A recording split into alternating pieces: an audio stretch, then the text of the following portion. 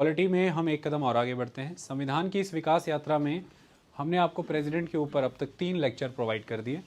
Last lecture के अंदर हमने ये बहुत अच्छे से समझा कि प्रेसिडेंट के ऑफिस की कंडीशंस क्या हैं। हमने उन कंडीशंस को अंडरस्टैंड किया, आपको सारी रीजनिंग समझाई गई कि वो कंडीशंस प्रेसिडेंट के ऑफिस के साथ अटैच क्यों की गई।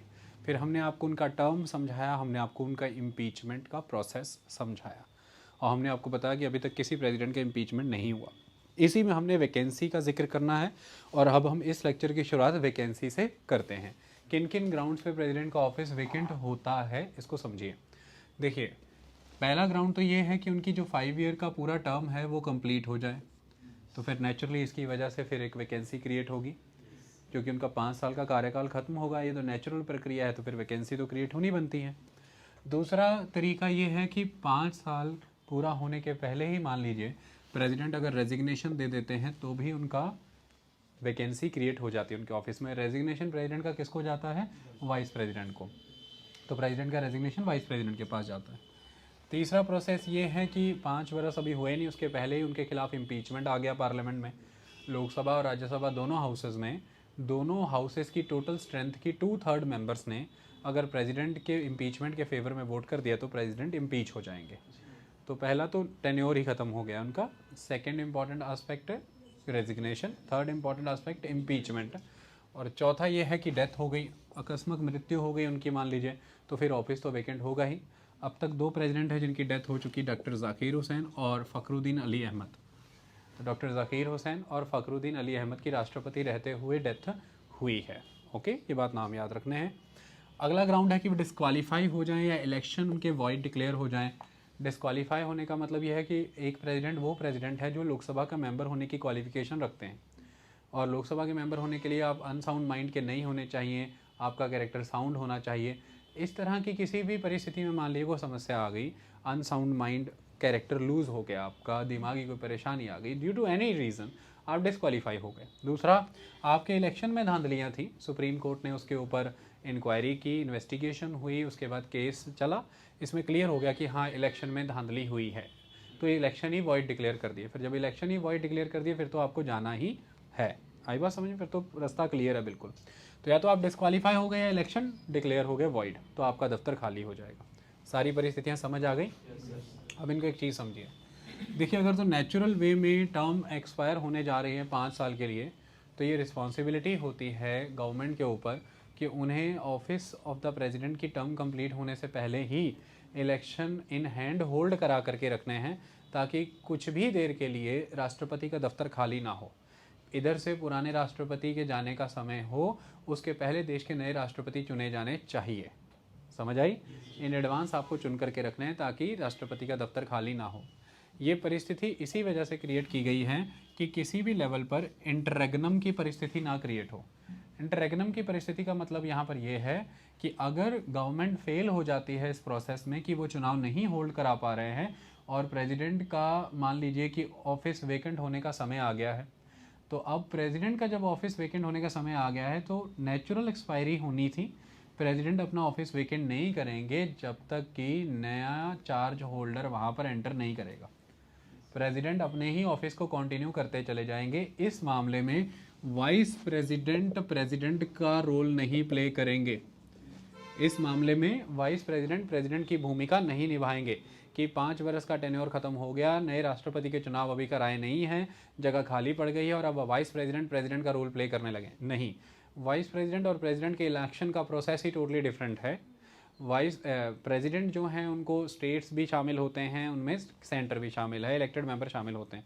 वाइस प्रेसिडेंट के बारे में जब हम चैप्टर पढ़ेंगे आपको क्लियर हो जाएगा। उनका इलेक्टोरल कॉलेज सीमित होता है प्रेसिडेंट के इलेक्टोरल कॉलेज के कंपैरेटिवली। आई बात समझ में?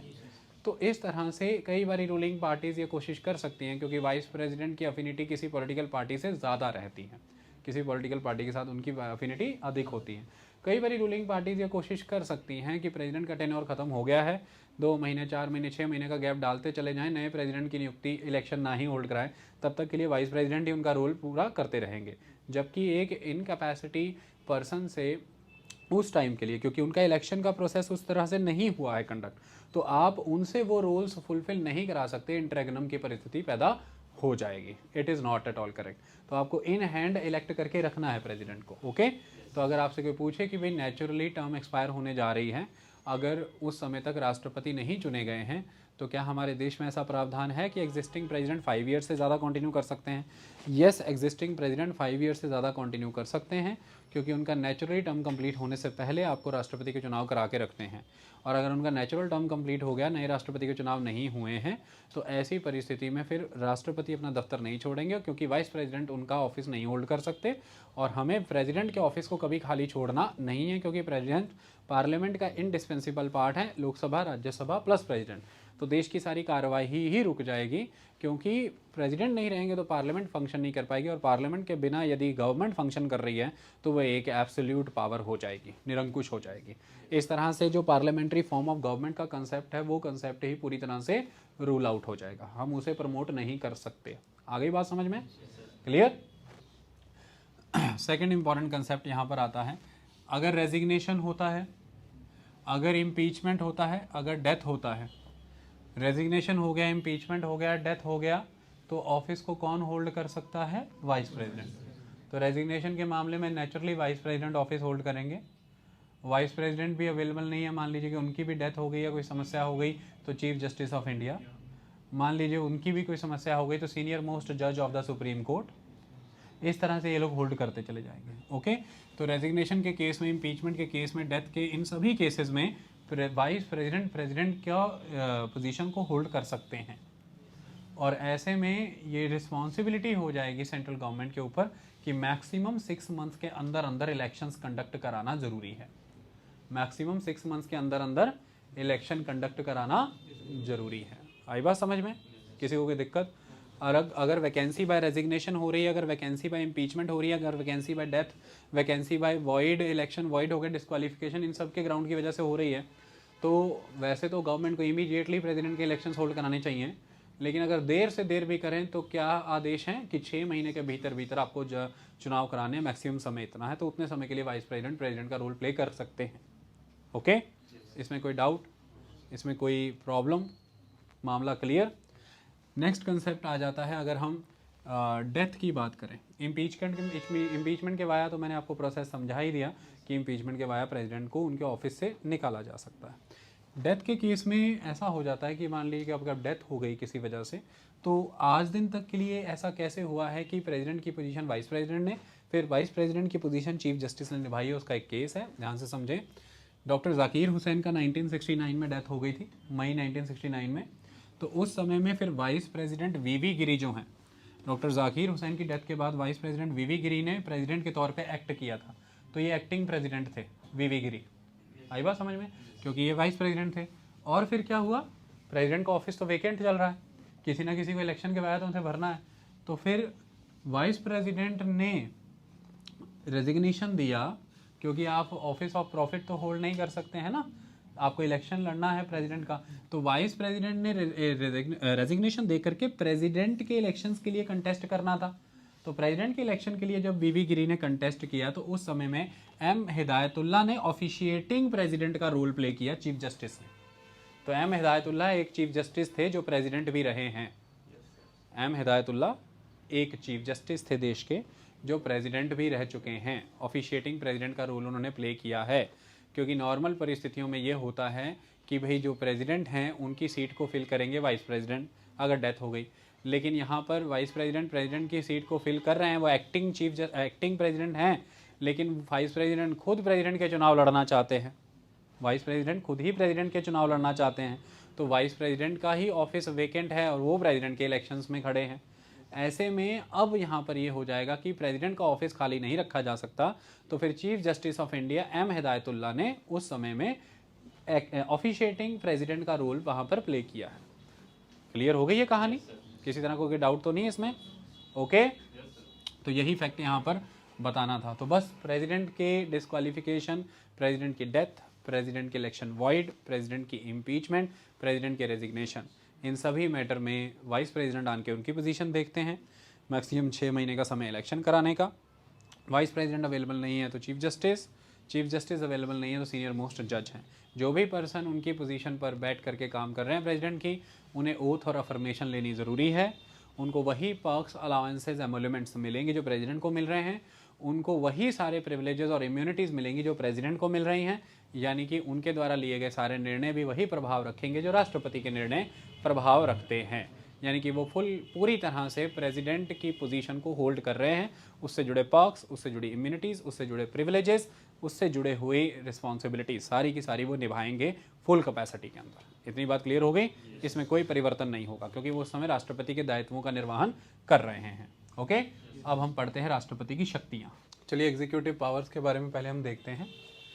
कई तरह से आप इनकी पावर्स को डिवाइड कर सकते हैं। Executive power, legislative power, judicial power, emergency powers, diplomatic powers, financial powers, ये सारी पावर्स होती हैं प्रेसिडेंट से जुड़ी हुई। ठीक है, इन्हें हम वन बाय वन पढ़ेंगे। सबसे पहले हम एग्जीक्यूटिव पावर को पढ़ने की कोशिश करते हैं। सबसे पहली पावर क्या है? All executive actions are taken on the name of the president. जितने भी एग्जीक्यूटिव एक्शंस हैं वो प्रेसिडेंट के नाम पे ही होते हैं। मैंने आपको समझाया। देखिए, आज की दौर में जो लोग एग्जिस्ट कर रहे होते हैं उन्हें रिप्रेजेंट करने का काम उनके रिप्रेजेंटेटिव्स करते हैं जो पार्लियामेंट में होते हैं। पार्लियामेंट में भी खास तौर पर जो लोकसभा में होते हैं, उन रिप्रेजेंटेटिव्स में यानी कि जो लोकसभा में हैं उनमें से जिस पार्टी को मेजॉरिटी मिली है उसकी सरकार बनती है काउंसिल ऑफ मिनिस्टर। ये council of minister headed by the prime minister की रिस्पॉन्सिबिलिटी है कि इसे आज के लोगों की एस्पिरेशंस को सर्व करना है। लेकिन आज के लोग जिस दौर में रह रहे हैं इन्हें विरासत में एक राष्ट्र मिला है, एक नेशन मिला है, एक स्टेट मिला है। वो राष्ट्र, वो स्टेट तब भी था जब ये लोग नहीं थे। उसी राष्ट्र, उसी स्टेट से नर्चर हो करके ये पीढ़ियाँ, ये लोग भी आ जाए। तो ये जो भी आज के दौर में मांग करेंगे वो मांग तर्कसंगत भी होनी चाहिए, वो राष्ट्र के उद्देश्यों की पूर्ति करती होनी चाहिए, वो उस राष्ट्र के सिद्धांतों से, उस राष्ट्र के मूल्यों से मेल खाती होनी चाहिए। वो राष्ट्र का जो रूप है, राष्ट्र का जो चरित्र है, जो नेचर है, जो कैरेक्टर है, जो फॉर्म है, उसके साथ कंड्यूसिव होनी चाहिए वो मांग। तो मौजूदा सरकारें उस समय में बस रहे लोगों की मांगों की पूर्ति करने का काम करती हैं, लेकिन वो मांगे राष्ट्र के उद्देश्यों के मुताबिक हैं, उसके मूल्यों के मुताबिक हैं। इसलिए जितने भी निर्णय हैं वो राष्ट्रपति के नाम पर लिए जाते हैं क्योंकि राष्ट्रपति राष्ट्र को सिंबलाइज कर रहे हैं, स्टेट को सिंबल कर रहे हैं, नेशन को सिंबलाइज कर रहे हैं, तो उनके नाम पर निर्णय होते हैं सभी। आई बात समझ में? इससे प्रमाणित होता है कि ये निर्णय भारत देश का है, किसी सरकार का नहीं है। यदि भारत कोई निर्णय लेता है, यदि भारत निर्णय लेता है कि हम जंगलों को बचाएंगे या जंगलों को काटेंगे, वो निर्णय उस समय की जनता की मांग के आधार पर हो सकता है जो जन सरकार ने किया। लेकिन जब कोई भी उस पर चर्चा करेगा तो ये कहेगा कि भारत ने यह कानून बनाया। जब उस पर जिम्मेदारी, उस कानून पे टैग भारत का लगेगा, तो भारत को एज अ सिविलाइजेशन, भारत को as a political body, Bharat को as a custom culture manner, Bharat को एज अ वैल्यू, भारत को as a state, as a nation, वहाँ पर एक पर्सन हैं जो फंक्शनरी के तौर पर बैठे हैं, जो कस्टडियन के तौर पर बैठे हैं, वो प्रेसिडेंट हैं। तो इसलिए प्रेसिडेंट के नाम पे वो होगा तो वो भारत के नाम पे होगा। सरकारें तो आती जाती रहेंगी। समझ आई बात? इसलिए सभी एग्जीक्यूटिव एक्शंस प्रेसिडेंट के नाम पे होते हैं। ये बात क्लियर हुई? क्योंकि वो भारत की सोच से कंफर्म कर रहे हैं इंडिया एज अ स्टेट के साथ। अगला concept, he can make rules specifying the manners. अब उनके नाम पर सभी एक्शंस हो रहे हैं, ध्यान से समझिए, सभी एक्शंस उनके नाम पर हो रहे हैं। पार्लियामेंट में बिल पेश किया, वो लॉ बना, मतलब कि वो एक्ट बन गया, फाइनली वो एक पॉलिसी बन करके एक एग्जीक्यूटिव ऑर्डर के तौर पर राष्ट्रपति के नाम पे ही एग्जीक्यूट होगा। तो ये राष्ट्रपति को अधिकार होना चाहिए कि वो इस बात को सुनिश्चित करें, इंश्योर करें कि वो ये मैनर स्पेसिफाई कर पाएँ कि किस मैनर में, किस तरीके से जो भी ऑर्डर्स और जो भी इंस्ट्रूमेंट्स उनके नाम पर यूज़ होंगे, जो भी ऑर्डर्स और इंस्ट्रूमेंट्स उनके नाम पे आगे प्रभावी होंगे, वो ऑर्डर्स और इंस्ट्रूमेंट्स किस मैनर में, किस फॉर्म में। तो वही लिखा गया है कि वो रूल्स स्पेसिफाई कर सकते हैं कि किस मैनर में वो ऑर्डर्स और इंस्ट्रूमेंट्स जो उनके नाम पर आगे आने वाले समय में एग्जीक्यूट होने वाले हैं, वो ऑर्डर्स और इंस्ट्रूमेंट्स किस वे में ऑथेंटिकेट हों, वो मैनर्स स्पेसिफाई करने का तरीका राष्ट्रपति को मिला है। जैसे मेरे नाम पर कोई काम होना है, मुझे पता है ये होना मेरे नाम पर, मतलब ये होना देश के नाम पर। आई बात समझ में? तो ये मेरे पास अधिकार होना चाहिए ना कि ठीक है, इसे करने की जिम्मेदारी तो काउंसिल ऑफ मिनिस्टर की है, क्योंकि वो लोगों की विल को, उनके एस्पिरेशंस को रिप्रेजेंट कर रही है। लेकिन ये किस ढंग से दिखना चाहिए, ये किस ढंग से आना चाहिए लोगों के सामने, ये तो मुझे तय करने की आज़ादी होनी चाहिए ना। ये तो मैं पुख्ता कर पाऊँ ना कि इसकी सत्यापन क्या है, इसकी सत्यता क्या है। तो उसकी ऑथेंटिसिटी, उसका मैनर ऑफ प्रेजेंटेशन, ऑर्डर और इंस्ट्रूमेंट कोई भी है, उसकी ऑथेंटिसिटी को किस मैनर में हमें असर्टेन करना है, I can make rules on that. मैं वो स्पेसिफाई कर सकता हूँ क्योंकि मेरे नाम पे हो रहा है, यानी कि राष्ट्र के नाम पे हो रहा है। आई बात समझ में? अगला है ही कैन मेक रूल्स, अगला है he can make rules for the convenient transaction of the business of the union government और for the allocation of the said business among the ministers. President को ये अधिकार है कि वो नियम बना सकते हैं, रूल्स बना सकते हैं, जिन नियमों के आधार पर कैसे कन्वीनियंटली यूनियन गवर्नमेंट का सारा कामकाज चले। Business of the union government मतलब यूनियन गवर्नमेंट का सारा कामकाज, यानी कि council of minister. Council of minister कैसे कंडक्ट करेगा, काउंसिल ऑफ मिनिस्टर्स की मीटिंग्स कैसे होल्ड होंगी, कैसे कामकाज होगा, इसका नियम राष्ट्रपति के तहत तय होते हैं। करेंगे तो वो काउंसिल ऑफ मिनिस्टर ही, पर होगा राष्ट्रपति के नाम पे। राष्ट्रपति के नाम पे होगा तभी तो फिर काउंसिल ऑफ मिनिस्टर को ये बात की क्लैरिटी रहेगी कि ये जिस ढंग से हमें चलना है, हमें कार्य करना है, हमसे जो एक्सपेक्टेशन है वो राष्ट्र की है। हमें द स्टेट के साथ कंफर्म होना है, हमें द नेशन के साथ कंफर्म होकर चलना है। हम किसी पार्टी के बनाए नियमों से नहीं चलेंगे, क्योंकि जब आप एमएलए के चुनाव में खड़े होते हैं, जब आप एमपी के चुनाव में खड़े होते हैं, तब आप वो रूल्स फॉलो करते हैं जो उस पार्टी ने बनाए होते हैं। आप किसी पार्टी से बिलोंग करने वाले एक एमएलए हैं, एमपी हैं, और अगर आप लोकसभा में हैं या राज्यसभा में, तो आपकी पार्टी के द्वारा दी गई वो कमांड उस लोकसभा और राज्यसभा के हाउस में आपको व्हिप की फॉर्म में नज़र आएगी। आपको व्हिप नज़र आएगा वहाँ पर कि व्हिप जारी किया गया है कि ये कानून है, इस पर आपको हमारे साथ खड़े होना है, यानी कि हर एमएलए को या हर एमपी को इसके फेवर में वोट करना है। लेकिन उन्हीं एमपीज़ या उन्हीं एमएलएज़ में से, एमएलएज़ हैं तो राज्य की सरकार, एमपी हैं तो केंद्र की सरकार, आप लोग काउंसिल ऑफ मिनिस्टर भी हैं, वहाँ पर किसी पार्टी या पार्टी के प्रेसिडेंट के नियम नहीं चलेंगे, क्योंकि अब सरकार देश की है। वहाँ पर नियम देश के चलेंगे, निर्णय देश के हैं। सरकार किसकी थी? देश की। सरकार को काम करना देश के लिए, तो सरकार को कामकाज भी फिर देश के नियमों के अनुसार करना है ना। और देश के नियमों की कस्टडी किसके हाथ में? राष्ट्रपति। और राष्ट्रपति को किसकी एजेंट एडवाइस से काम करना है? Council of minister. तो एक तरह से कैसे काउंसिल ऑफ मिनिस्टर का बिजनेस होगा, ये रूल तो काउंसिल ऑफ मिनिस्टर ही बनाएगी, बनेंगे राष्ट्रपति के नाम पे। इसलिए कहा गया है कि president can make rules for the convenient transaction of the business of the union government. अगर हमने ये अधिकार ही पूरी तरह से प्रेसिडेंट को दे दिया तो फिर पूरी की पूरी इलेक्शन की प्रोसेस ही ज़ीरो हो गया ना।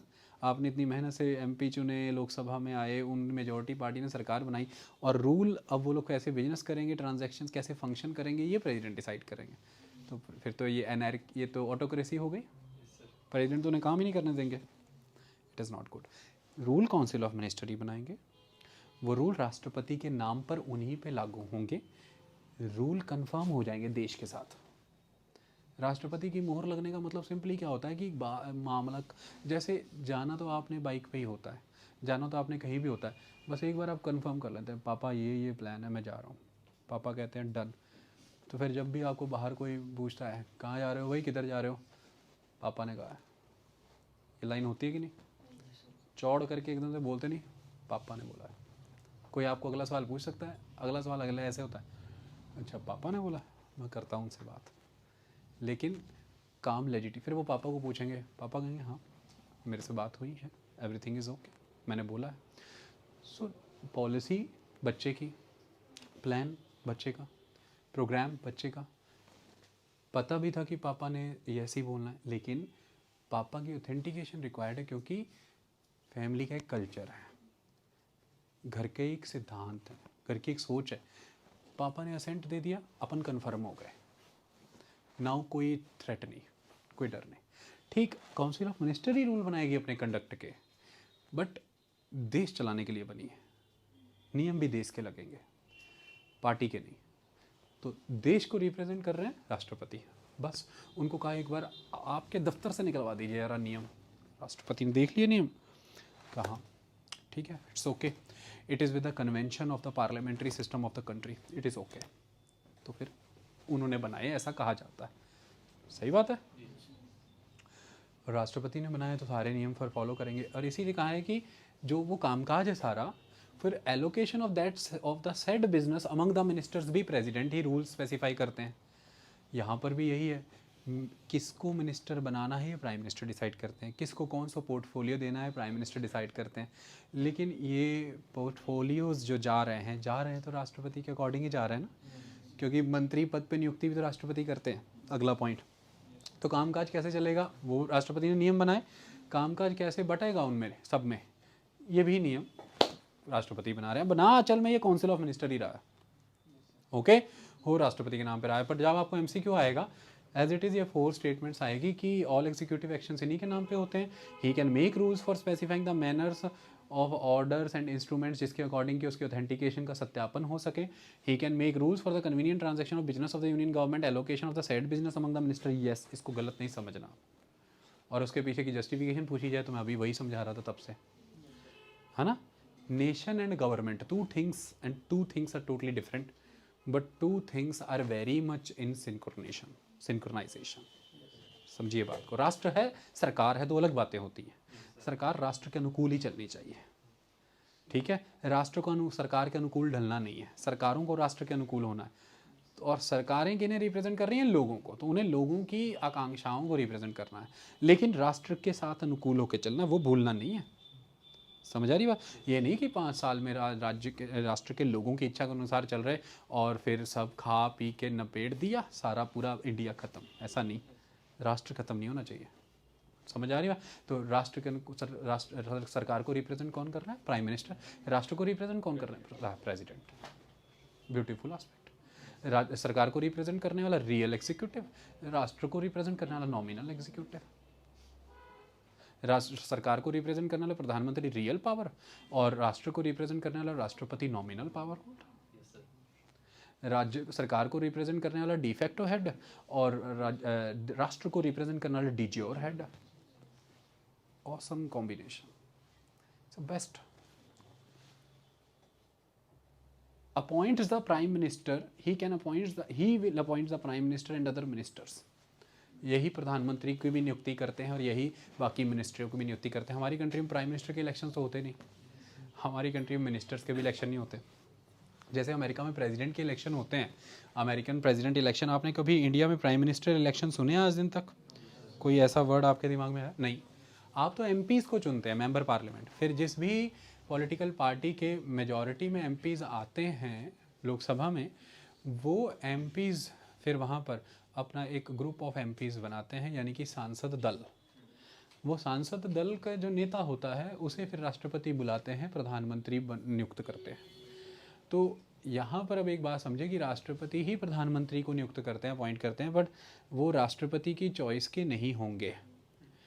राष्ट्रपति बाउंड है उस पर्सन को पीएम अपॉइंट करने के लिए जो पर्सन उस पॉलिटिकल पार्टी या उस कोलिशन से, यानी कि उस गठबंधन से, 2-3 पॉलिटिकल पार्टी का मिलके कभी कोलिशन भी होता है ना, तो राष्ट्रपति बाउंड है उस पर्सन को प्रधानमंत्री अपॉइंट करने के लिए जो पर्सन उस पॉलिटिकल पार्टी या उस कोलिशन से बिलोंग कर रहा है जिसको लोकसभा में मेजॉरिटी मिली है, ठीक है। और वो पार्टी का ये पर्सन नेता, उस पार्टी के जो एमपीज़ हैं जिनको मेजॉरिटी मिल गई है, उन एमपी स्क्वाड का या एमपी ग्रुप का या सांसद दल का ये पर्सन नेता है, is the leader of the group of the MPs. तो राष्ट्रपति बाउंड है फिर इसको नियुक्त करने के लिए, प्रधानमंत्री, बट नियुक्ति राष्ट्रपति कर रहे हैं। Beautiful concept.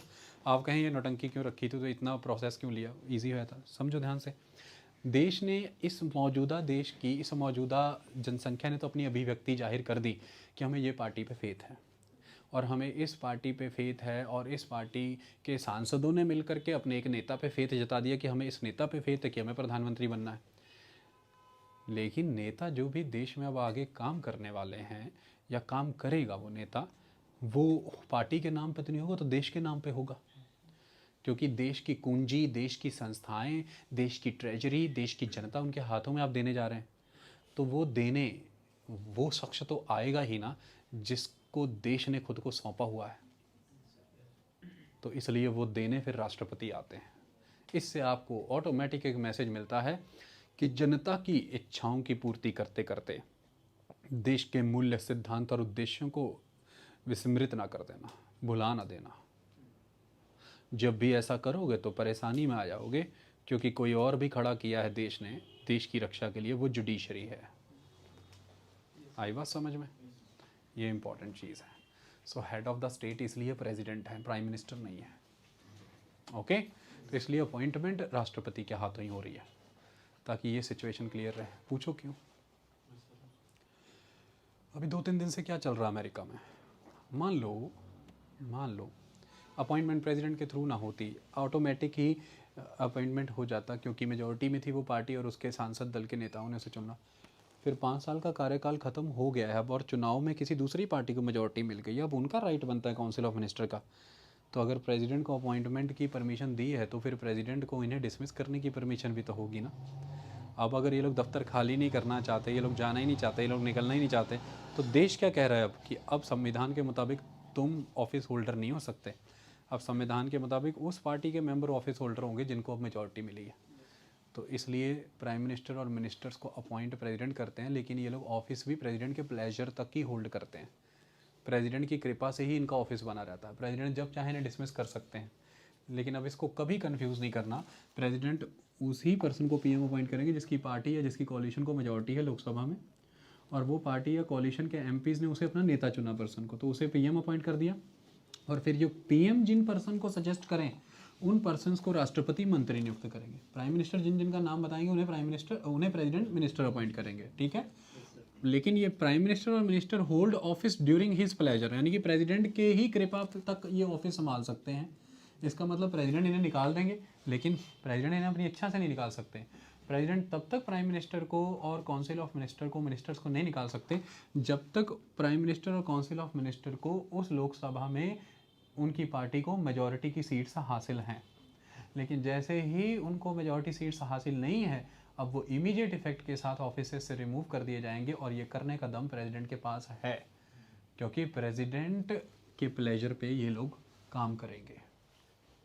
लेकिन प्रेसिडेंट यहाँ पर अपनी इंडिविजुअल कैपेसिटी में निर्णय नहीं ले सकता। अगर उस प्रधानमंत्री की पॉलिटिकल पार्टी आज भी लोकसभा में मेजॉरिटी में है, तो फिर राष्ट्रपति उस प्रधानमंत्री को नहीं हटा सकते, क्योंकि उनके पास आज भी लोकसभा का कॉन्फिडेंस है, लोकसभा में आज भी उनकी मेजॉरिटी है। लेकिन जब कॉन्फिडेंस नहीं है, चला गया, तो फिर प्रधानमंत्री को राष्ट्रपति हटा सकते हैं। इसका मतलब प्राइम मिनिस्टर प्रेसिडेंट के प्लेजर पे काम कर रहे हैं, प्राइम मिनिस्टर के ऑफिस का टेन्योर फिक्स नहीं है। समझ आ गई बात?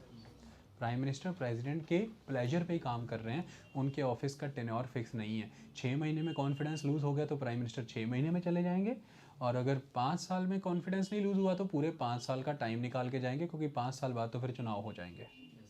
इतनी बात समझ में आई? और प्राइम मिनिस्टर के कहने पे ही प्रेसिडेंट किसी मिनिस्टर को निकाल सकते हैं, यानी कि प्राइम मिनिस्टर निकलेंगे अगर कह दिया गया है, मिनिस्टर्स निकलेंगे अगर प्राइम मिनिस्टर ने प्रेसिडेंट को कहा कि इस मंत्री को अब हटाना है और इनका पोर्टफोलियो एक नए मेंबर को देना है। तो फिर जैसे ही प्राइम मिनिस्टर ने प्रेसिडेंट को ये कहा, प्रेसिडेंट उसी समय उस मंत्री को जिम्मेदारियों से मुक्त करके एक नए पर्सन को अपॉइंट कर देंगे। वो भी वो होगा जिसे प्राइम मिनिस्टर चुनेंगे। तो प्राइम मिनिस्टर ही एक्चुअल में पोर्टफोलियो एलोकेट करते हैं कि किसी को एक्सटर्नल अफेयर मिनिस्टर बनाना, किसी को होम मिनिस्टर, किसको फाइनेंस मिनिस्टर, किसको डिफेंस मिनिस्टर, ये प्राइम मिनिस्टर ही तय करते हैं। और वही पर्सन इन पोर्टफोलियोज पे अपॉइंट होता है जिसे प्राइम मिनिस्टर चाहते हैं, लेकिन अपॉइंटमेंट होगी वाया प्रेसिडेंट। फिर ये प्राइम मिनिस्टर ही चाहते हैं कि इनसे अब ये पोर्टफोलियो ले लिया जाए, इनके या तो पोर्टफोलियो बदल दिया जाए या इन्हें कोई भी मिनिस्ट्रीज ना दी जाए, इन्हें पोर्टफोलियो से हटा दिया जाए।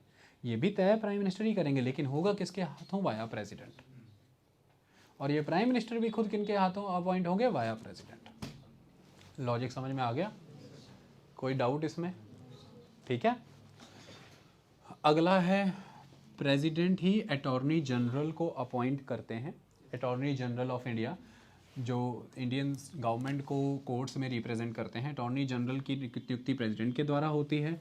अटॉर्नी जनरल की जो सैलरी है प्रेसिडेंट डिसाइड करते हैं, पार्क्स अलाउंसेस। और अटॉर्नी जनरल कब तक ऑफिस में रहेंगे? जब तक प्लेजर है प्रेसिडेंट का, जब तक प्रेसिडेंट चाहें तब तक अटॉर्नी जनरल रहेंगे। जब प्रेसिडेंट नहीं चाहेंगे अटॉर्नी जनरल निकाल देंगे उन्हें। तो यहाँ पर प्रेसिडेंट अपनी इच्छा से अटॉर्नी जनरल को अपॉइंट नहीं कर सकते। उन्हें council of minister headed by prime minister एक